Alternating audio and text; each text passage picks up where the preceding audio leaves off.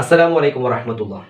മഹാനായ അബൂദർ റളിയല്ലാഹു അൻഹു നിവേദനം ചെയ്യുന്നു, നബി സല്ലല്ലാഹു അലൈഹി വസല്ലം തങ്ങൾ പറഞ്ഞു, ആരെങ്കിലും ഒരാൾ സുബ്ഹ് നിസ്കാരം കഴിഞ്ഞ് അതേ ഇരുത്തത്തിൽ മറ്റുള്ള കാര്യങ്ങൾ സംസാരിക്കുന്നതിന് മുമ്പ് ലാ ഇലാഹ ഇല്ലല്ലാഹു വഹ്ദഹു ലാ ശരീക ലഹു ലഹുൽ മുൽക്കു വലഹുൽ ഹംദു യുഹ്യി വയുമീതു വഹുവ അലാ കുല്ലി ഷൈഇൻ ഖദീർ എന്ന ദിക്ർ 10 പ്രാവശ്യം ചൊല്ലിയാൽ അവന് 10 ഗുണങ്ങൾ രേഖപ്പെടുത്തപ്പെടുകയും അവനിൽ നിന്ന് 10 തെറ്റുകൾ മായ്ച്ചു കളയുകയും അവൻക്ക് 10 ദറജ അള്ളാഹു ഉയർത്തി കൊടുക്കുകയും ചെയ്യുന്നതാണ്. ആ ദിവസം എല്ലാ മോശപ്പെട്ട കാര്യങ്ങളിൽ നിന്നും അവൻ സംരക്ഷിക്കപ്പെടും, ശൈത്താന്റെ കെണിവലകളിൽ നിന്നും അവനെ സംരക്ഷിക്കപ്പെടുന്നതാണ്.